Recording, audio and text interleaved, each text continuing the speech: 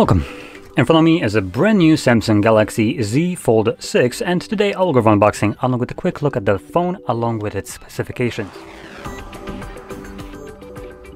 Being it open, we, by the size of the box, can speculate that there is obviously no charger for... Come on, they can't even do the pull tabs correctly. There we go. So we can speculate that there's obviously no charger inside. You can see the thickness of here. Popping it open, we get our, there we go. Don't be fooled, there is no case in here.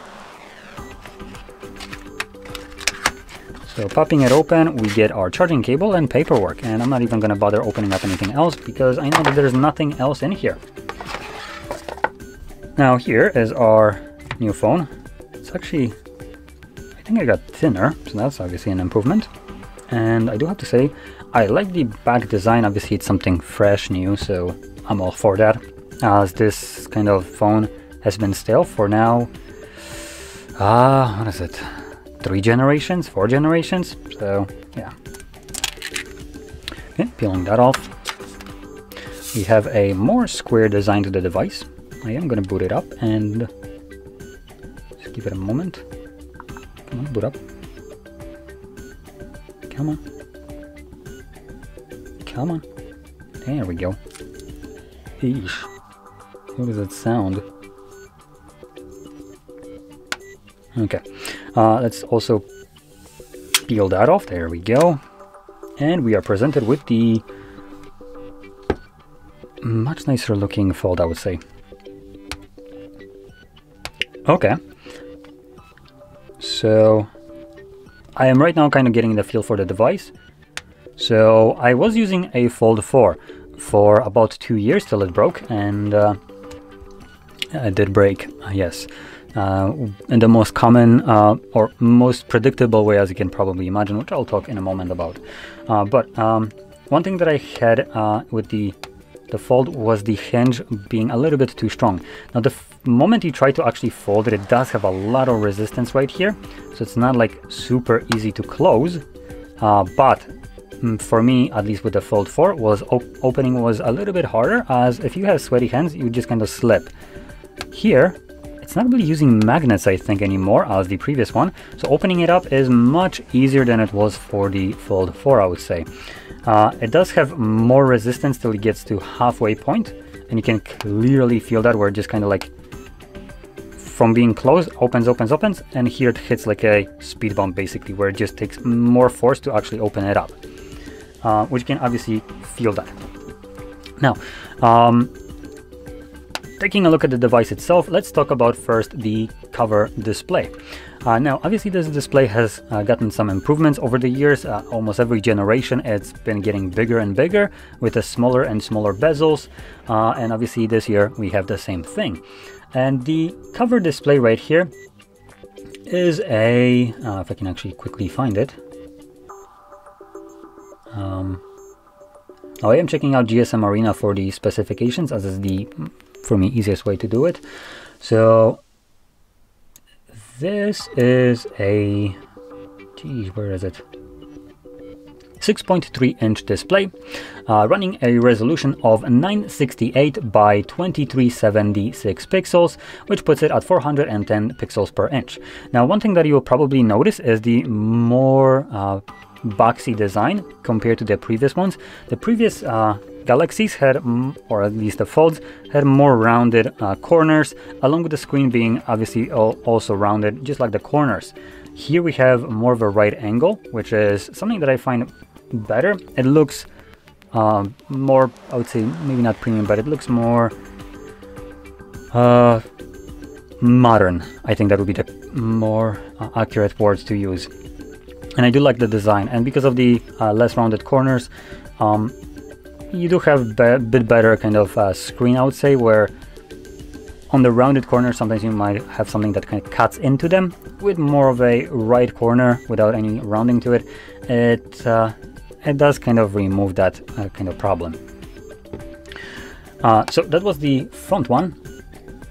And inside we get another display, and that is a foldable dynamic LTPO AMOLED display, 120 Hz refresh rate, HDR10 Plus, and a peak brightness of 2600 nits. I actually didn't talk about the cover one. So that's also a dynamic LTPO AMOLED display. To enable accessibility mode, continue holding the screen with two. No. So like I said, that's also a dynamic LTPO display, 120 Hz refresh rate, and a peak brightness of 2600 nits, Cornell Gorilla Glass Victus 2, while the inside is a plastic display. Now, luckily, Samsung decided to drop the bullshit that they were claiming before, that it's a ceramic glass, super thin, blah, blah, blah. No, this is just plastic, and apparently now it's just kind of named plastic, like it is. Additionally, there's a pre-applied screen protector to it, which you can just kind of see at the very kind of corners, where you have like the little line. You can kind of see it right here. This is a screen protector, and when you go into the setup, you will kind of see this. Under no circumstances do you want to peel that off. You might see YouTubers peeling those off. Do not do the stupid thing and peel that off. And the reason for that is your warranty is tied to that screen protector. If it starts peeling off, which it will eventually, that's unavoidable. Once it does, under warranty, Samsung covers the replacements of them, and they do it at like their stores. So you can take it to the store, they will just do a quick replace there. It only takes like up to 20 minutes, and you're good to go. No cost of yours are gonna take. It's under warranty, but if you were to remove it, your phone obviously loses warranty, and the replacements of that, I think, falls under like $50, which is also something that you will need to pay after the warranty runs out after 2 years. And one more thing to keep in mind is if you procrastinate too long with replacing this, once it starts coming off, they have the ability to void your warranty for that. So something to keep in mind. It's a BS kind of design right there, considering they don't allow you to replace it yourselves, and let's be honest, it's a screen protector, and you need to like take it to them, and they need to replace it. If you wait too long, you lose your warranty. If you replace it, you also lose warranty. So yeah, it's just a massive like headache when it comes down to like the logistics of this. So like I said, once it starts coming off, take it right away to the Samsung store for them to replace it for free. Now, talking about the internals right here, this kind of where the phone gets funny. This is a $1,900 device. So not only did they increase the price of this device and virtually change almost nothing between the what is it, like 4 iterations now, they also kept you shafted with the battery and charging speeds. This is a $1,900 device that charges apparently at 25 watts. That's what I would consider a middle finger from Samsung to their most premium users. This is the most expensive phone you can possibly buy, and they're giving you a shitty 25 watt wired charging. Are you kidding me here? This is unacceptable. This phone, which costs at this point about $100, it's 5 years old, charges at 33 watts. And you want to tell me that this hunk of shit can't do anything better than 25 watts? If your phones explode because they're charging too quick, maybe you should invest some money into developing better in charging so they don't blow up, or do business. Maybe also refrain from selling phones at a rapid pace, claiming that we care about the environment. That's why we don't give you chargers in a box, but we produce shit every year. No one is buying that. Take a year off. Make better charging. So this hasn't changed since Fold 4, which I was using, and this is the weakest part of the phone. Of every Fold that they have produced so far, it's the biggest middle finger from Samsung to their users. You spending $1,900, that's MSRP, for a phone that charges at literally less than a quarter of other flagship charging speeds. There are Xiaomi Chinese phones that cost $500 that charge 120 watts. They get 100% in literal 15 minutes. This will get you maybe 20% in that 15 minutes. It is absolutely insane. 2024 and we're still doing 25 watt charging. Awesome. Now, I am going at this hard because I was a user of Fold 4, and this phone obviously back then also wasn't super affordable, and I spent my money on it. That wasn't like from Samsung or anything, neither is this one. So I will basically be critical about the stupidest shit that they do with their phones. I'll point out the dumbest shit that they do, all in, you know, the name of profit. Because let's be honest, this is all in the name of profit. And it is, for a user, a bad thing. You're not getting good deal here with phone that costs $1,900, $100 more than a previous version. And it basically is the same thing, and the only thing that has been improved is the display being a little bit bigger and a little bit brighter, both inside and out. And the processor being improved. Other than that, 12 gigs of RAM was what the previous one had. 256 gigs of storage was what the previous one had. And the one before that also. The Fold 4 was running Snapdragon 8 Plus Gen 1. This is running Gen 3, so 2 generations. They basically put like... The Fold 5 was running Gen 2, I believe. Obviously all flagship processors. The only difference, Fold 4 was the only one that gave you a better deal, I would argue, because it came with a Snapdragon 8 Plus Gen 1. It was halfway through the life cycle of the Snapdragon 8 at that point, at least the Gen 1, and they gave you an overclocked version of it. You did not get that since Fold 4. This has been just the same processors that you get in the Galaxy S lineups. So you get a processor that is half a year old at an egregious price with no overclocking done to it apparently. And if it is, it's just a mild one. It's not like the Snapdragon Plus Gen 1, which was certifiably upgraded. So yeah.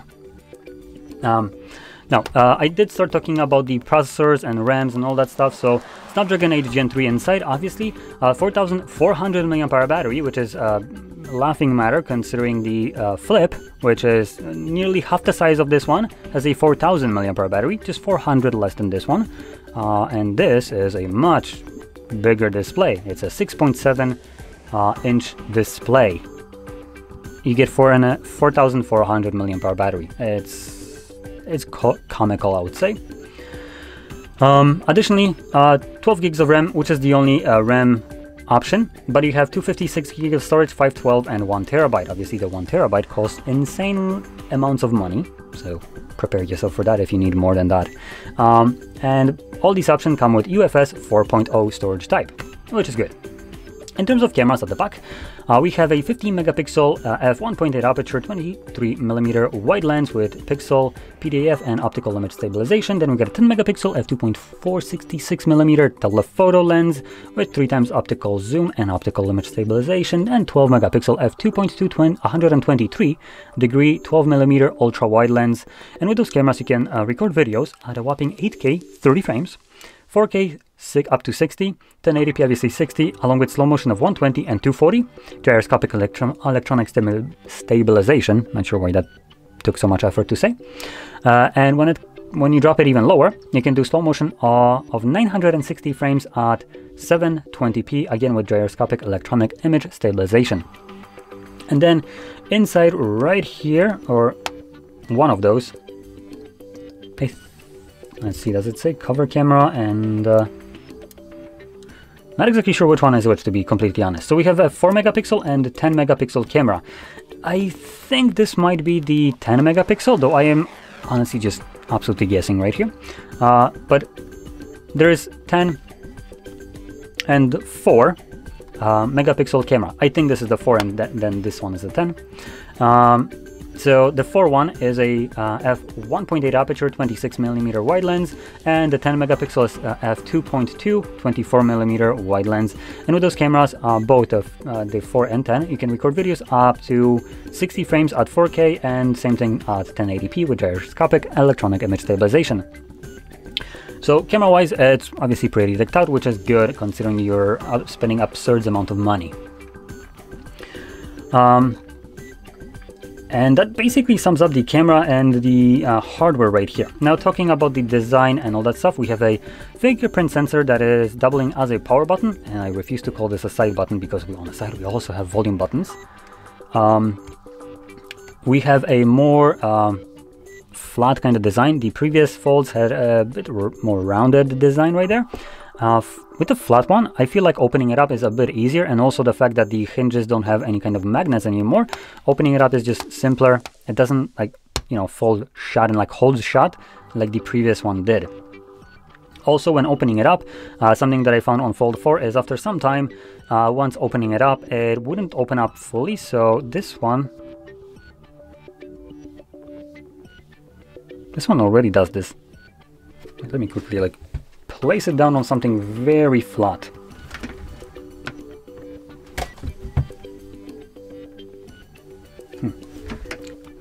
No, I think it's fine. So yeah, one thing that I found out is when using it for some time, when I'd open it up, it wouldn't open up fully, even though it has this hinge that kind of tries to like snap it, kind of like it's doing right now. It wouldn't ever snap all the way to like fully flat. It would just stay kind of like this. Obviously, no, I don't want talkback. Let me just turn that off.